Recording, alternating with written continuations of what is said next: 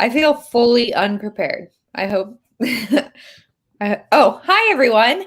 Welcome to June's. I was just saying I feel fully unprepared, not for the show, but just like for life. So ironic. Welcome to June's Book Sisters Book Club discussion. We are talking about The Match by Sarah Adams, and I am so excited to hear what you guys think because I really like it. But this book is about a woman who runs a company that like matches people with service dogs. And it's about a single dad who has a young daughter who has just been diagnosed with epilepsy and needs a service dog. So cute. But you guys go ahead, introduce yourselves. Tell me what you thought of the book.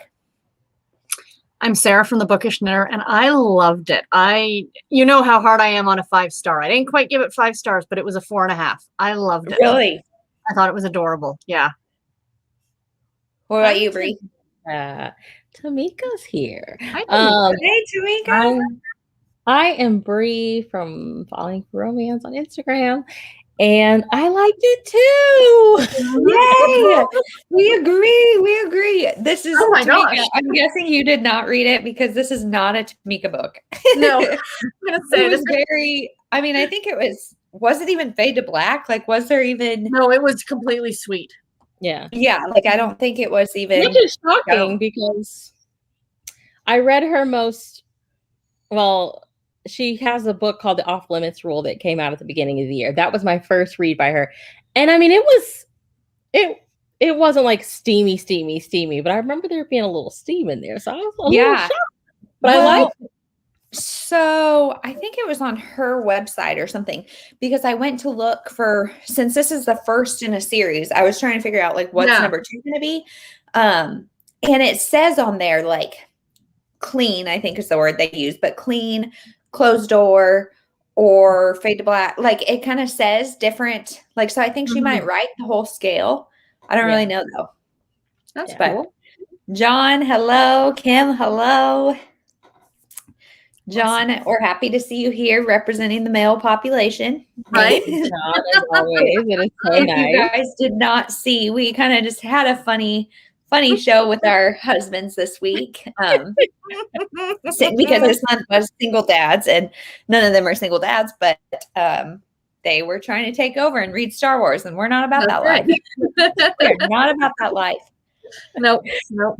Sincere, I have gotten Sincere to read one romance. I had him read a Sierra Simone, and he won't admit that he liked it, but he liked it. Yeah. Well, Fiona from Reads and Eats, she said you guys should try to get your husbands to do like challenge them to read a romance book and then talk about it. And I'm like, okay, yes, except my husband, like that wasn't a joke. He would be looking for the movie immediately. Yeah. and like they would probably get on and be like, it was fine. Kind of done. Yeah. Like end of life show, done. Yeah. Thanks and for Jerry and Sincere just like kind of like Jeremy, he'd be, instead of talking about the movie, he'd be like, how could I turn this into a script? Years. It would be fun though to see if they got off on tangents like we do, because a lot of times I know the only thing Jarrett's ever read was Twilight. He read all 3 Twilight books. Oh really? Yeah, because his daughter wanted to read them and he wanted to read them first. I think he enjoyed them. He just won't admit it. He won't admit it. Oh yeah. Stacy, tell us about the second one. What is the second one? Because I started looking into it and I don't think I found out anything, or else I can't remember already. Yeah, it's a pink cover, is it not? It is. It's called The Enemy. The Enemy. That's it. Who is it by? It's Sarah. Oh well. I know what I meant. Who's it about? Yeah, because I didn't see the character either. It's not a character from this book. Yeah, I don't think so. It sounds like maybe it's a second chance romance or something. It just takes place in Charleston. That's all that Do you guys feel like Charleston was like the setting was even like a part of the story? Because I read it a couple weeks ago, but like if it wasn't for knowing the series title, I don't know that I could tell you where it took place. That's a good point. I did, just because of like we didn't get like, it wasn't atmospheric, but that old Southern money was very much. I felt it. I felt that. Yeah. Yeah. Very much. So one of the things I loved about this is I loved the like chronic illness or disability rep. I just thought it was so good. And like they talked about elements of epilepsy specifically, but like chronic illnesses in general. I feel like where the social implications and what that must be like. Like I think she was like 11, like what that must be like as an 11-year-old. Like that time is hard anyway, but then to have people perceive you as like this kind of fragile, kind of scarily fragile person. I think that was just really interesting because you think about chronic illnesses and specifically epilepsy and things that do cause like such physical harm. Just how scary that would be to be epileptic. But then we don't hear as much discussion about like just other people's perception of it and how they treat you because of it. Yeah, I loved it because like as a kid, I had seizures, but I started growing out of mine at like around 12. Yeah. Okay. I was like, my body would like overheat. Like I knew I was like, man, it would have been so cool to have a dog because he probably could have warned me like 30 minutes.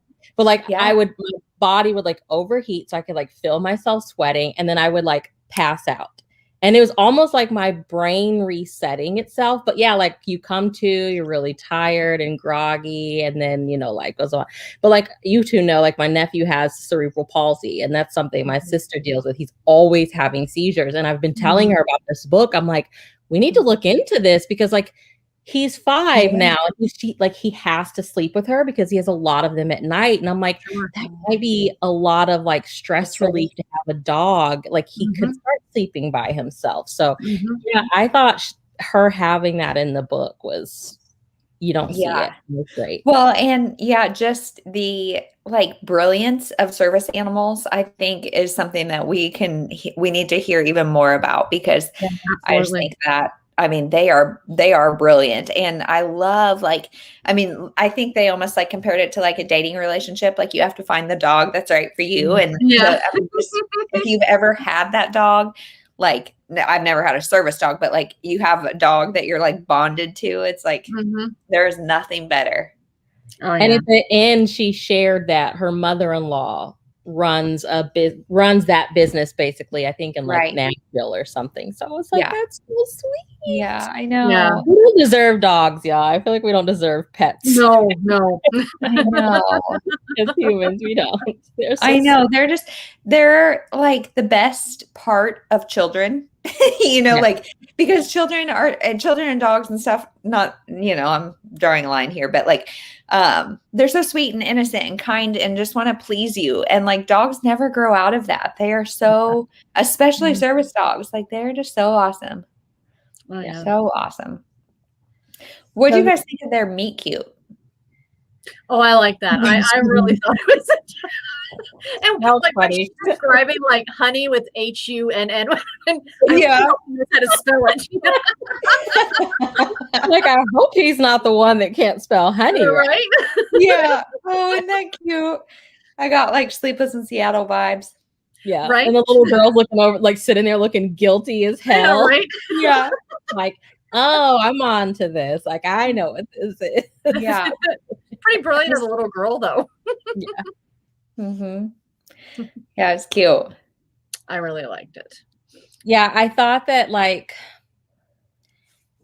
even as a kid, she was smart enough to recognize like this could possibly help me. And then the dad, I don't know, it was like a pride issue for him. Like, I'm supposed to be the one that takes care of you. And like, he even says it like, it's not a dog's job, but you know, it's just one of those things. Like, you can't be with her every minute of the day. And like this animal's like trained to, you know, I was really happy that we had a scene where, what was the main character's name? Where she had Evie. Her, I can hear him on Evelyn Grace. Evelyn Grace. Yeah. I was happy that we got a scene with her having a seizure and we got to see Charlie like 30 minutes ahead of time, like give her that look, like you need to lay down, like, you know, so it was cool to see the little girl, even at a young age, just like, me and my dad need this help. Yeah. Well, and for her and for all of them to like work to give her a life, because you can get very trapped in your fear of having a seizure. And then like as a parent, I could see like, I think it's definitely a pride issue of like, I can take care of my kid. I don't need somebody else. But also like, I don't want her going to sleepovers where she's going to get made fun of. She might not be safe. She don't, all these things. It's like, it's almost like hesitancy to let her live her life because she's got this disability or illness that she needs to live her life, Yeah. I got with the whole disability illness thing as a child. It's not something I personally experienced. My parents were like, do what you want. Like, if it doesn't kill you, we're happy with, like live your life. But I had my best friend growing up. I didn't realize until we were adults. We were chatting one time and I said, I never slept over at your house when we were kids. She goes, my parents didn't want you there. They were terrified something would happen to me while I was at their house. Yeah. And like, Thank goodness you didn't know that as a child. I know. Yeah. I mean, that would be hard. But like the whole thing with like Evie showing them like, yes, this dog gave me my independence. Yeah. And like, you want to parent your child and you want to make sure your kid's in a bubble and that they're safe and that but eventually she's going to grow up. She's going to want to go to college. She's going to want to, what are you going to do? Yeah. Right. Living her life. Hey, I might do that. Don't judge. I think another thing that like I wanted to talk to you two about was we think of like class issues in romance. You automatically think of historicals, right? Because it makes more sense.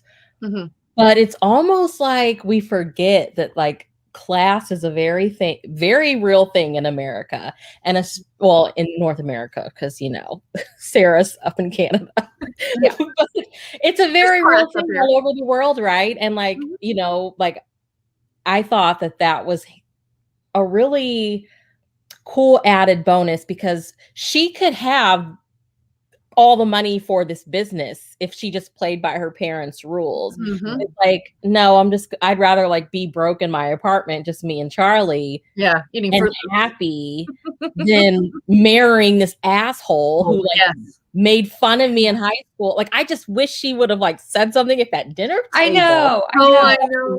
She didn't. Romance heroines are always better people than me. I was going to say, I totally would have been like, suck it, dude. Right.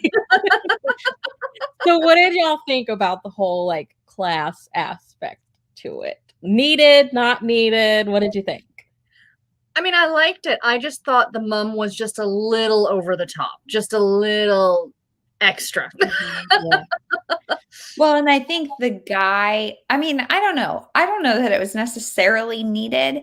And the guy too was pretty over the top. Like her parents could have had a preference for who she married without it being like so cheesy and such a jerk. But but I don't think like the point was not to make it a love triangle. So I think part of that was just to be like, and to show her heart, because there was a scene, I can't remember, they were in the car and Evie and the little girl were like having a moment, and it was like, gosh, she just must have this huge heart and like clearly just like wants to take all of these people who need service dogs like under her wing just to cuddle them and keep them safe and let them experience the love that she has with Charlie. And so I think part of it was just showing us her heart, but not necessarily needed. I don't know. Not to the over the top that he was and the parents were and stuff like that. Yeah. I thought it was like, man, it's so stereotypical because in every story you see like that, like the mom is a really extra one because it's her job to like put on parties and look nice. The dad's like always off on the phone or he doesn't really have a lot to say. But I was like, you are mean. Like you are mean. Yep. I mean, I felt like some of the things the mother said borderlined on emotional abuse to that girl, like legitimately. Like that's why I mean it was a little extra. It was a little much. Too much. Yeah. She was like, "Don't be easy, Evelyn Grace." Yeah. Girl, she just literally is in pajamas. What are you talking about? I love your personification of her. Yeah, right? If this ever becomes a movie, audio, you're the so I mom. got like all the dramatics. Yeah. Let's see what else I had to say about it. I'm gonna look at my Goodreads review. I don't know if this is a spoiler. I mean, I don't feel like it's a spoiler. What did y'all think of that random visit at the end? Oh, with the Yeah, with her. ex? Yeah. I guess you needed that last bit of conflict. So that's actually why I like gave it 4 stars as opposed to 4.5 or 5, just because I don't like that. Like when the other woman comes back, I don't like that. Yeah. Mm-hmm. Yeah, it felt like that part just felt like it was reaching a little bit. Yeah. And I don't like that Evie didn't just say like, what's going on? You know, like why is she at your house? You know, like, but it did wrap up pretty quick. Like that conflict between them came to a resolution pretty quickly, but like, I just don't like that. And it felt like just kind of thrown in there at the end to have like an extra bit of conflict. Yeah. And I mean, I really don't like that lack of communication trope, and I don't like the other woman coming back as the conflict. But I mean, otherwise this book wouldn't have really had conflict. So I guess it was because that's the thing you got to think about. The conflict wasn't between Evie and Jake. It was between Evie and her parents. Like that's where I saw the majority of the conflict. I mean, the two of them didn't get along at the beginning because he was kind of really against the dog. And it was more, he thought she was cute, so he was trying to avoid her and vice versa, but there was no conflict between them. Yeah. I think that they needed that little bit at the end. Well, and I feel like it's not a conflict, but an additional tension is learning how to live with epilepsy, and like, especially as a family, how they all navigate that and stuff. And so I feel like the reason it was probably thrown in, though, is to make sure it was known that this is a romance, not a women's fiction. Because I think if the conflicts were with the parents and then the difficulty of having epilepsy with 2 of the 3 family members, that would have been more of a women's fiction, maybe. I don't know. This is a conversation we have literally every month, but we're gonna read a Stephen King one month and be like, so what do you guys think of this women's fiction? Was this a thriller or a women's fiction? I mean, it kind of tells you on. I hope he nails it. I mean, you know. He probably would. Probably. The amount of women that I see recommend his like on writing memoir, I'm just like, okay. Yeah, I know, right? Right. Let's see. Yeah, I just didn't like how easily he began to like doubt himself after the dinner with the parents. Like, I don't know what, I can't remember. The Tiffany Rice Christmas Harlequin Blaze novel. One hot winter night. That is the best awkward dinner scene ever, because the hero stands up for her, and I'm like, why can't we see more of this in romance novels? He's just like, you guys are all idiots. Like, she's like this great person, and I'm like, I get being the bigger person, but like, can I get more scenes where somebody's like, F this? Yeah. She does like stand up and she's like, let's go. But like, she never addressed the bullying situation. Like, I just feel like women in 2021 are like, you have me fucked up and we're leaving. Yes. Yeah. And he just easily began to doubt himself. Like, she has not shown you any reason yet to believe that she would ever start to feel like, I would choose that life over this. Like, she literally told you, I'm broke. The money in my bank account is the same as my age. Yeah. Right. Like, I just was like, come on, dude, really? Yeah. Yeah. But I mean, he also, his past is being left by his baby mama, you know what I mean? that'll probably give you some insecurities of like, wait, what? You know, I mean, but yes, I would love to see, like, especially in those situations where it is such repeated like bullying by your parents that somebody like, if she can't stand up for herself, that he would do it for her and not make it so much about him. And with the mom, I do like, she said something in the book, a couple of therapy sessions ago, I learned to not allow her to steal my joy. And I was like, I like that you threw therapy in there. That's right. That's right. Yep. And she's like, Charlie overheard it too. So he gave her that look like, let's go. Yeah. I loved the scene when Evie had the seizure, because it's like she had her people and stuff, but like, what was his name? Jake? What's his name? Jake? Yeah. He just like dropped everything to be there for her, and he wasn't scared. He wasn't, you know, like, I think it was just sweet. I really thought that was cool. And what do you guys think about the, is it Joanne? The friend? The friend. I loved her. I loved her. She was funny. She was hilarious. I think I haven't read anything by Sarah Adams, but I think her writing style was just so good. It was like a perfect mix of like, it talked about some tougher stuff and some like harder realities, but it was so funny and like lighthearted, and I thought it was so good. Well, I was telling Bree this because I was desperately trying to finish the book yesterday. And I had started to me because I finished it today. Right. I started reading it on my Kindle, and then I'm like, okay, I'm going to do text to speech while I'm working. And it didn't work. You needed audio because you needed to hear the inflection in the voice and the, you know what I mean? The way it was written, it just didn't work for text to speech, in my opinion. Yeah. It needed, you know, because it was hilarious. Yeah, it was. Yeah, it's not as funny when it's delivered in like the monotone, but yeah, exactly. Yeah. My only complaint about the audiobook, because I did end up listening to it on audio, was that it was one narrator. Yeah, that chapters go back and forth. I'm like, I wish that they'd gotten a guy to do his part, but that's just whatever. So I'm looking at her page on Goodreads, and her other series is, another series is It Happened in Nashville. And I just think it's interesting. Like, where else is she gonna go? Yeah.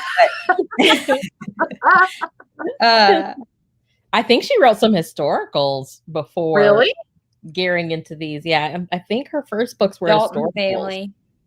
Yeah, it's To Con a Gentleman, To Catch a Suitor.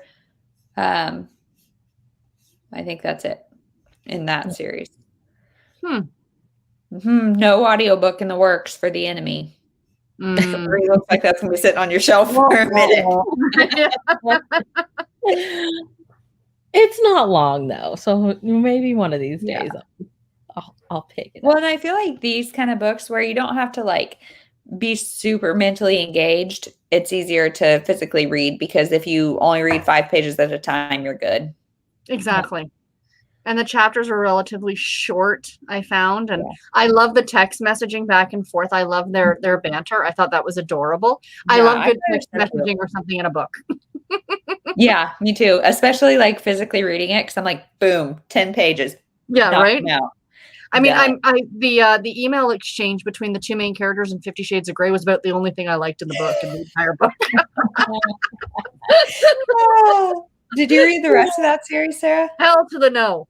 No, you're done. I did, at the end of that book, I'm like, yeah, I'm done. One and done. Yep.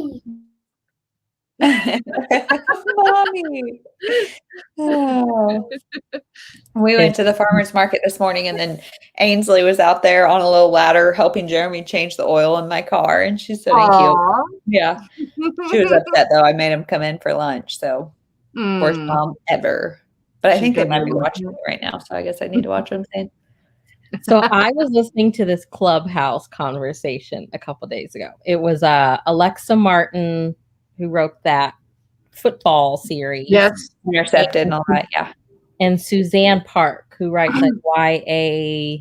Yeah. A little bit of, and so they were talking about how romantic comedy is kind of like becoming its own subgenre.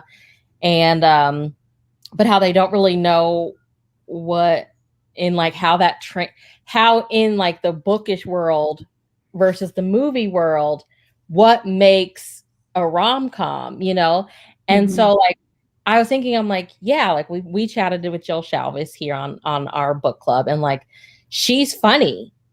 And like we would consider her rom-coms, but would everybody, you know? And so like I chimed in and I was like, yeah, I think a lot of stuff's just like marketed to us as rom-com, but I also think comedy is so subjective. Like what I may find hilarious, somebody else may not. Like I'm very like, I Love Lucy. Like I can watch Vitamin to Vegemite every day and still laugh. And my husband's like, whatever. Really? But then like his comedy, I'm like, this is horrible, right? So we were talking like how they don't really know who's writing actual romantic comedies in books.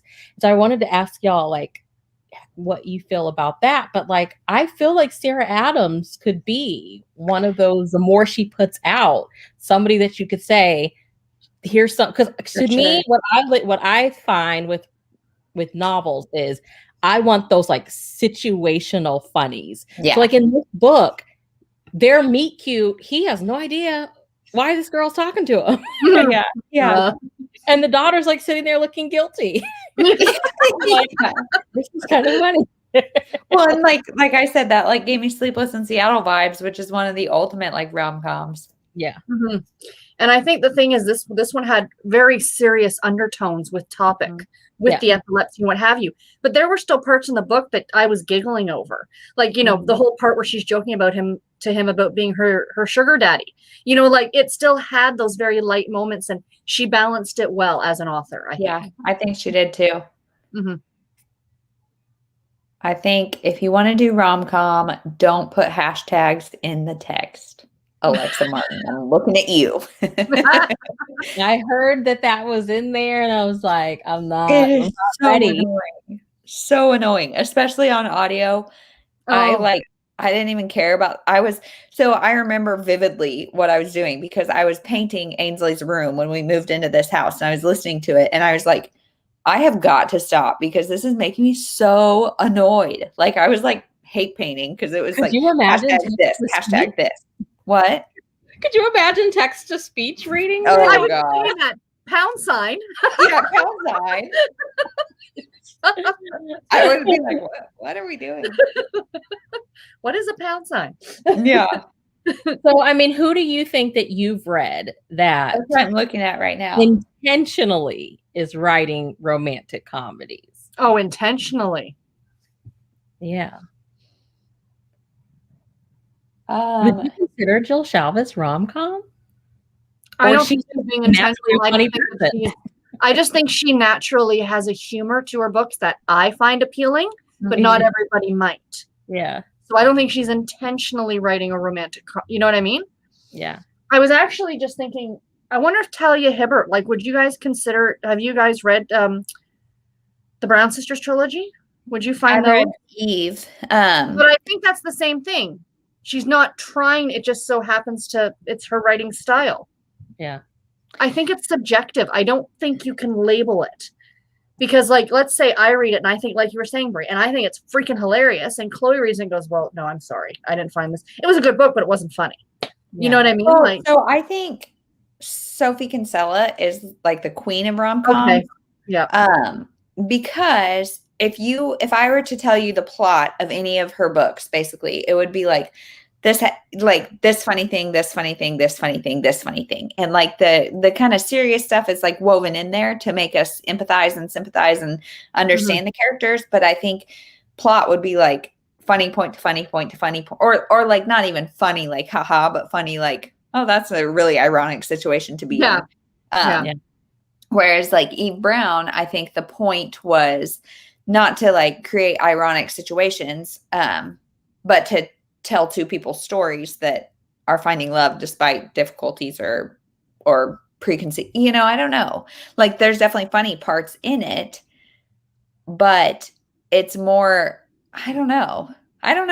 That's I feel the same about Kristen Higgins' old work, not her new women's fiction, but her old stuff, like The Best Man. I mean, the beginning of that book starts with like her marrying the guy and he's gay. Like, you know, you wouldn't think, but there's like, she still makes it funny. And that one scene from just one of the guys where the dog is in the diaper running down the street, it makes me crack up laughing. You know, I'm laughing just thinking about there's just scenes, you know what I mean? Like, but would she be considering writing romantic comedy? No.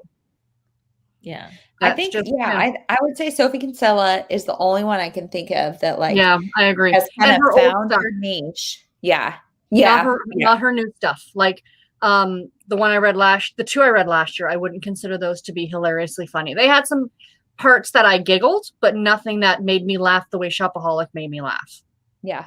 What about like Lindsay Kelk? Sarah, have you read any of her? I haven't read her yet. Okay. No. So I was watching your video, and the iHeart series I like kind of got over. And I've read. I remember those videos. I feel like at this point they're all starting to feel the same. Yes.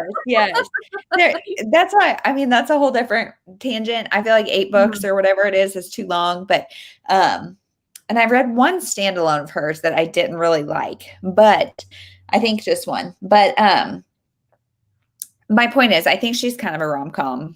Like they're, again, kind of those like goofy hijinks, ironic situations, lighthearted, but with maybe something deeper sprinkled in. I don't know. I just got a Susan Elizabeth Phillips. Yeah, what have I read by her? Email. I'm hoping it's funny because I always hear her old stuff was hilarious. See, I read her old stuff. I didn't find it funny. Really? I found it enjoyable, but it wasn't anything that stood out to me as being hilarious. So she's one of those authors that's like, if you read contemporary, you need to read SEP, you know, like SEP. I read one. What can I say? Yep. Hey, I read one and gave it a 3-star. It's been a long time since I read her. Thing I read. Yeah, and I have no recollection of that. So Chloe, you read a lot though, Chloe. So. Yeah, you do read a lot. Yeah. I'm trying to think if there's anything I read recently that I can think of. Yeah, see? And I got a stack of books right now that when I got that email, it's like, this is a rom-com of the summer. And I'm like, okay, girl. Every time y'all say that, I'm like, I didn't laugh one time through this book. That one that I was telling you about, Brie, that I put on my TBR for July, it's I got it off Kindle Unlimited. It's called Summer at Sea. And it's by an author, Beth, something I've never heard of her, but the premise is that she ends up going on a cruise with her elderly parents.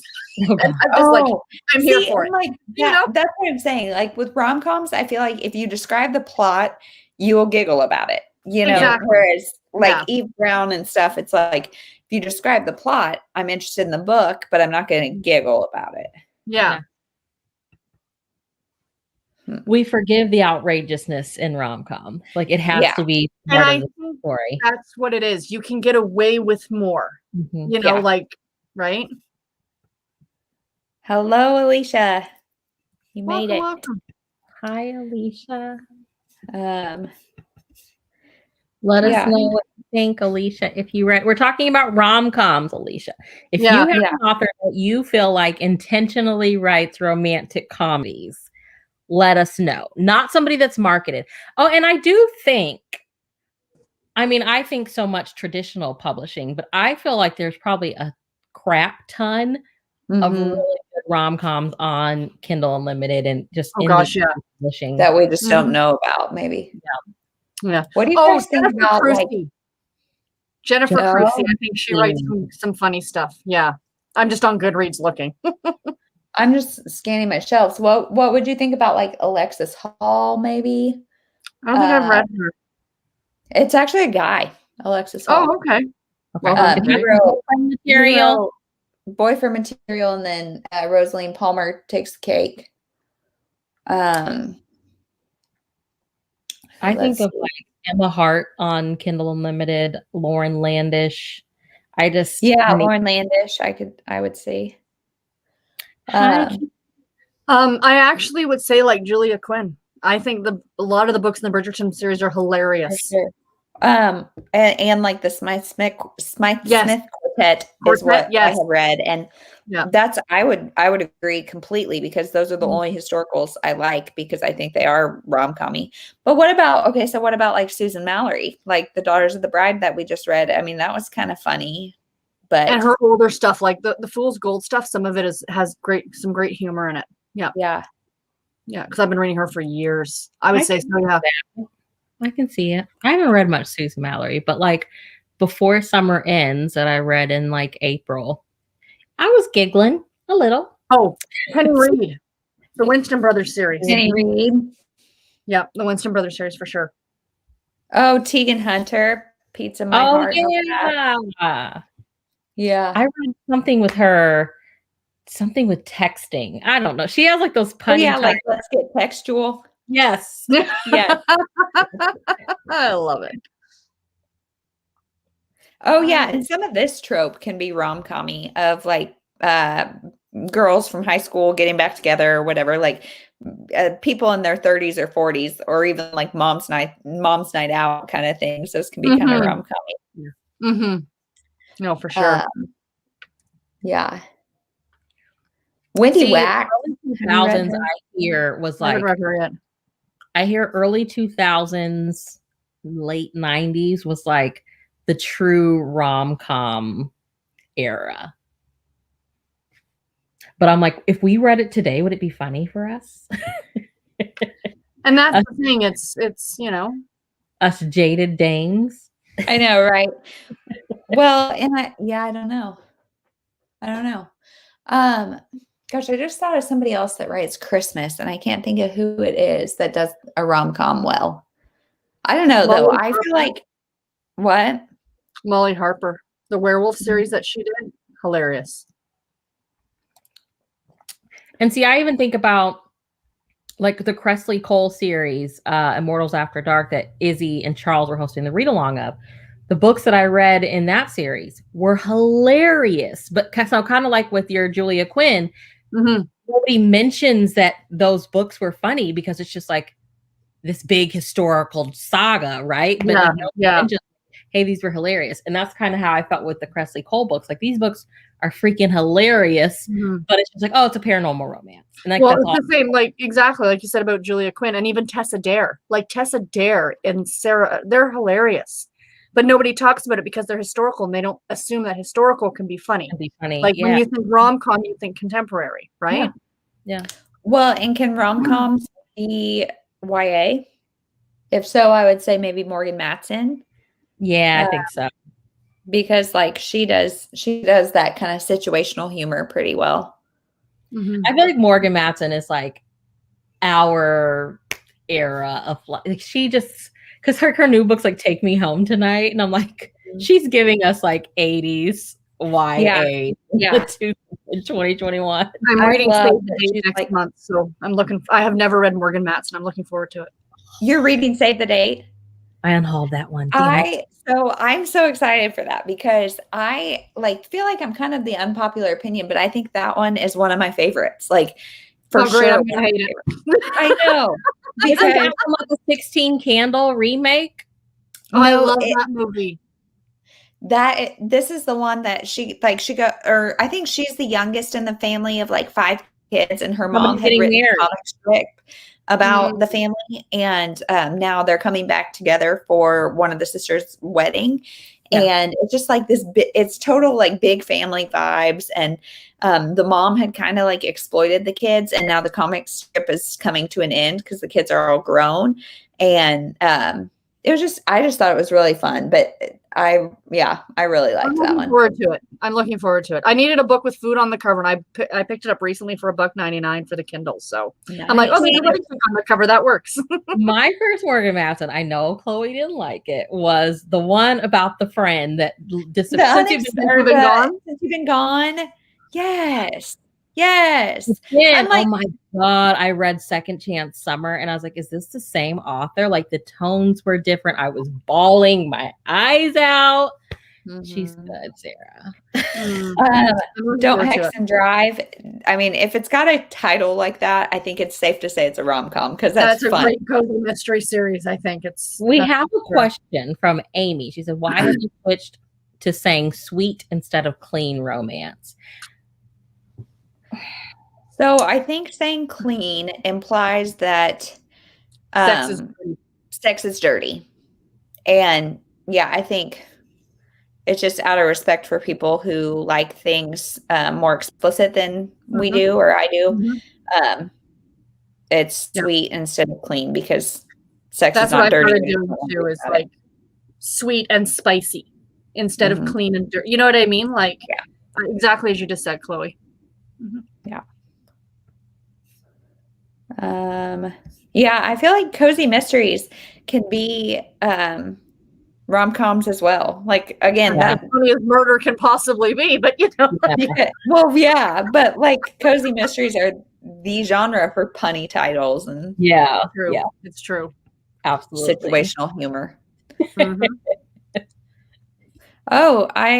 Eva Lee is really funny and makes historicals off of 80s movies. Okay, I need to look her up. Yeah, I've never read her. I've read one book by her. One of my only historical romances I've ever read. It was so good. It was so good. Scandal Twisted. The series is all about women writers. So like one is a playwright, one's like a gossip columnist, one is like the Virgin is a secret like erotica writer. That was good. It was good. Yeah. Do you feel like things like The Switch and stuff by Beth O'Leary, is that rom-com? I haven't read that one yet. I want to order those from Book Depository because the covers overseas are gorgeous. Just don't. What do you think about Sarah Morgan? Sarah Morgan, her old stuff is funny. Like her women's fiction, no, but the Fifth Avenue, yes. But see, like Wedding in December was hilarious. There were parts.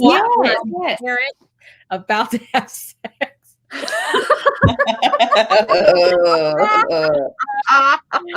Oh, it was good. Parents don't do that. I'm sorry. No. And the fact that like the kids are all grown adults too, right?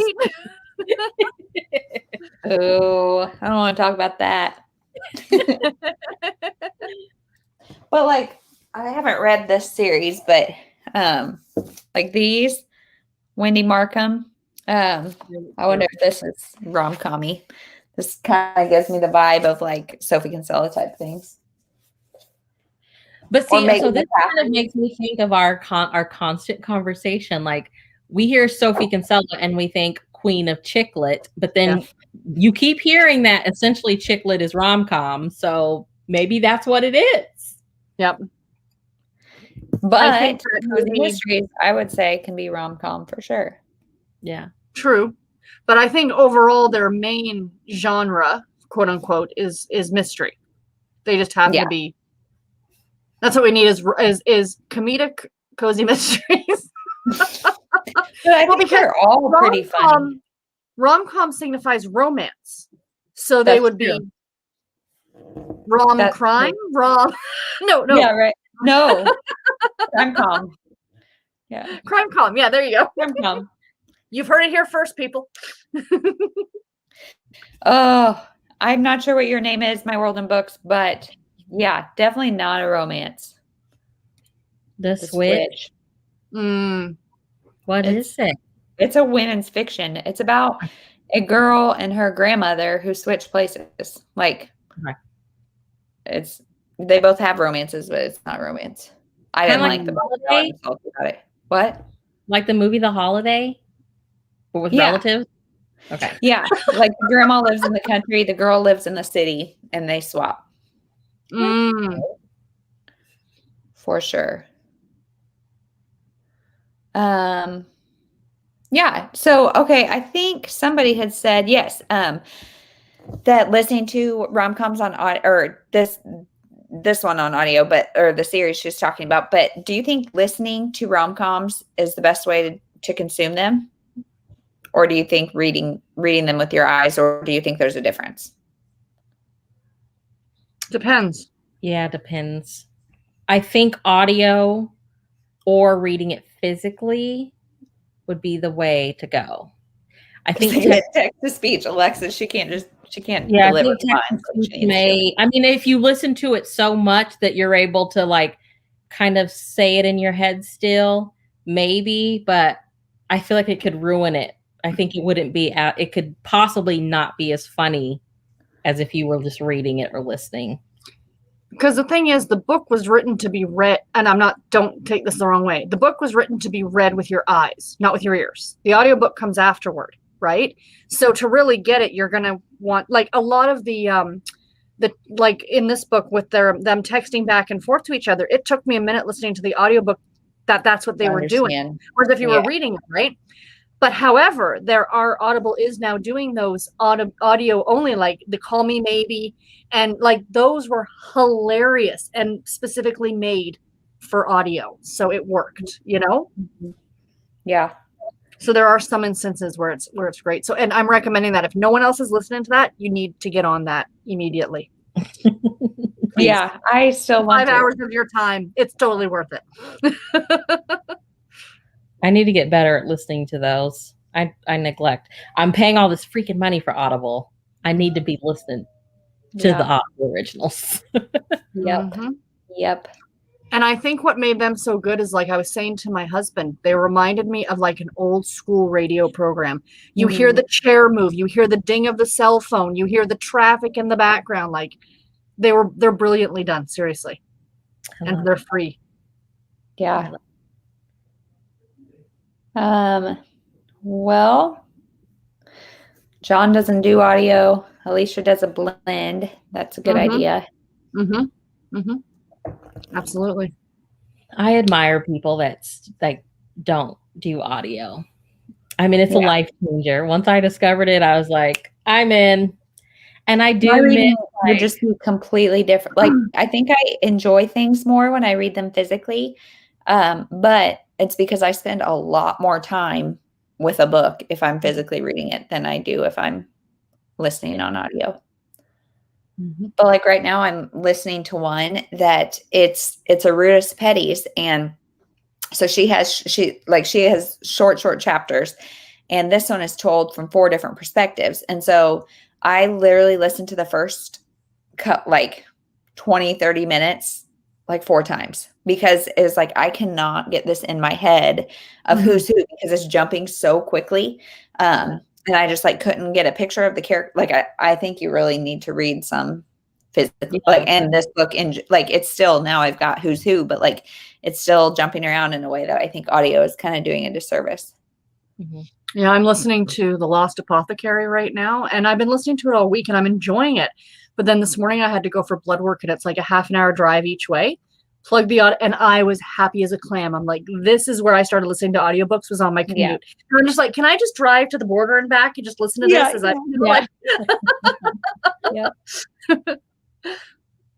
Well, it's You like Sweet Talk too, didn't you, Sarah?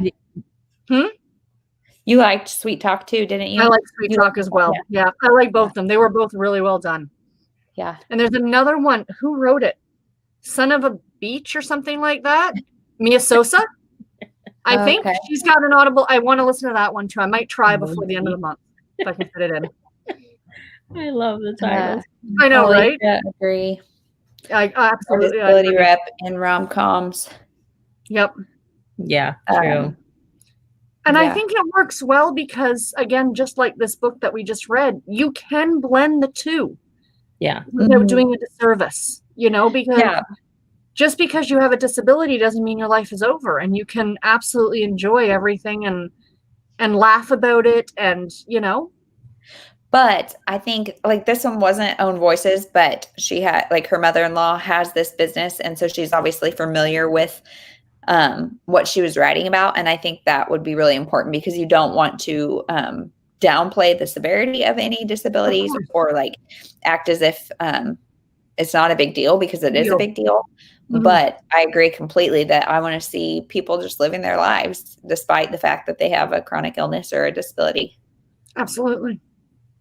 yeah, not being able to drive doesn't end your life. It's just something else you figure out. Yep. Exactly. Yeah, I had forgotten until I'd read this book that I had a friend in high school who was diagnosed with epilepsy, and she'd been driving her car when she had her first seizure. And she lost her license for a long time because you have to go so long, I think, without having a seizure. And I still think to this day that she doesn't drive just because she's afraid to, because she's got her kids. And it wasn't until I read this book that I remembered. I'm like, oh, yeah, that's right, you know? So it was interesting. I wanted to call her up and be like, I know she would never read this kind of book. Yeah. It would just be interesting to hear No Voices review about her, it. Yeah, her thought on it. Like, she would never touch this book with a 10-foot pole. Very scholarly girl. Oh, yeah. I posted one of my videos on YouTube, on Facebook, that I did for Read Bliss, and she's like, "You do videos and you read romance like this, like all scandalized, like yeah, I do." yeah, I do, and it's fine. Yeah.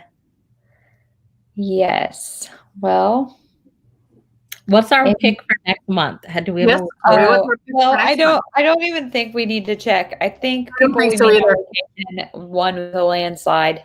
Mary Kay Andrews. No, I'm just kidding. Yeah, right. We are exercising the veto. Just kidding. We're not. I am really excited about it. Let's see. I'm going to double check just to make sure I'm not. That nobody like jumped in at the last minute. Yeah, make sure there wasn't a big rush. There was a tie for a minute. There was a tie between literally a minute. Like the day you posted it, 2 minutes later. Okay, let's see. On Goodreads, it's 41 to 10 to 8. So people we meet on vacation wins there. Let's see on Instagram. You guys, if you're not voting both places, you can. If you have, I'm excited. I'm really excited. In fact, I'm kind of nervous because Beach Read was good, but not great for me. But I also expected it to be like my favorite book of the year. And so now my expectations for people we meet on vacation are pretty low. So I'm hoping. Very hyped. Both of them were very, very hyped. Yeah. So on Goodreads or on Instagram, we have 24 to 12 to 3. So people we meet on vacation, it is. I'm very excited. I'm looking forward to it. Okay. Well, next month we'll be on Sarah's channel. I am not sure where I will be living or what my background will look like. In a van down by the river. Yeah, right. I might be coming to you from a black hole somewhere, sitting in a box, but we'll see. We will see. Living that van life. Yeah, living that van life, right? Except I have a Jeep. I don't even have a van. We'll be living that Jeep life. There you go. So, good. I'm wearing the same shirt as Bree. Oh, nice. In a book. That's fun. That is fun. I'm wearing, I don't know if you guys can see it. It's like the shape of Kansas and it says home. And we have been looking. So Kansas City, if you guys don't know, it borders Kansas and Missouri. And we have been like looking kind of on the Missouri side. And Jeremy's like, I just can't do that. I can't go to Missouri. So Missouri. Come on. Show me. Is it your mother-in-law that's in? No, who's in Overland Park? My stepmom works at the hospital. Okay, yeah. Oh, but they live in Missouri. They live in Kansas City. Got it. So you're just go on over. I think taxes may be different over there, like better. So maybe we will. We'll see. But thank you guys to everybody who joined us today. People we meet on vacation. 4th, I don't have my calendar, but 4th Saturday of July. I will tell you. It is going to be on July 31st. No, July 24th. Maybe. Okay. That's my wedding anniversary. Oh. Yeah. I don't know if we're going to be actually doing anything or, just like last year, like who gives a crap. Right. You should do something, Sarah. Stay updated. I'll put something on the Instagram if we change it to the 31st. How old are you that you just called it the Instagram? The Instagram, yeah. So, I'm getting up there, Chloe. You two are far younger than me, so shush your face. I'll dial up my internet and I'll get on the Instagram and I will tell you. On the Instagram. I have to go to the Walmart. John. Yeah, right. John, I'm disappointed too. Yeah, I thought I heard Garrett in the hallway, but no such luck. Jeremy. I think he brought the girls up, but I don't know. Shocker, he's not responding. But of course. He's probably like, I'm not here. I'm not getting on camera. You guys, I just have to say our husbands deserve a little shout out because they were all a little weary about it. And you guys, I wish I wanted to put bloopers so badly, but it would have just been Jeremy because I didn't have any. But he recorded, I hope they're not watching. He recorded quite a few times. He was very nervous. So he did so good though, Chloe. He really did. Sarah, I was dying when you were like, but then by the time he finally got it, he just like slams the book. I told him to do. But what killed me about him is I'm an actor. He always loves saying that because he's been in a police academy movie. He was in a police academy movie when he was 6. For anyone who cares, there's a scene with Hightower walks past this little kid who coughs. And he pats him on the head. That's my husband. Yay, Garrett. He jokes about getting his SAG card and all these things. And I'm like, but he's shy as all get out. Yeah. Well, Jeremy, I think after he finally got it, I think he's like, I'm going to start a booktube channel. Except I'm going to talk about like other stuff. He's like, got it. But Jeremy's like, no, I didn't read this book, but I watched the movie. Yeah, right. So good. We don't share, but I often use his Hoopla checkouts, and he had one book on there for it's 3 weeks that you get it on Hoopla, and he checked it out like 6 times in a row. I was like, you're just done. You're not gonna read the book. It was an audiobook too, so. I don't know. Just not a reader over there, but maybe someday. Okay. Well, I think that is it. So we'll see you next month. Thank you for joining us. I hope you guys have a wonderful weekend. And stay tuned to the Instagram to see, because we have another fifth Saturday. So maybe we'll do like we did in May and do the last one instead. It might be easier. Posted. Yeah, for sure. All right. Bye, ladies. Bye. Bye.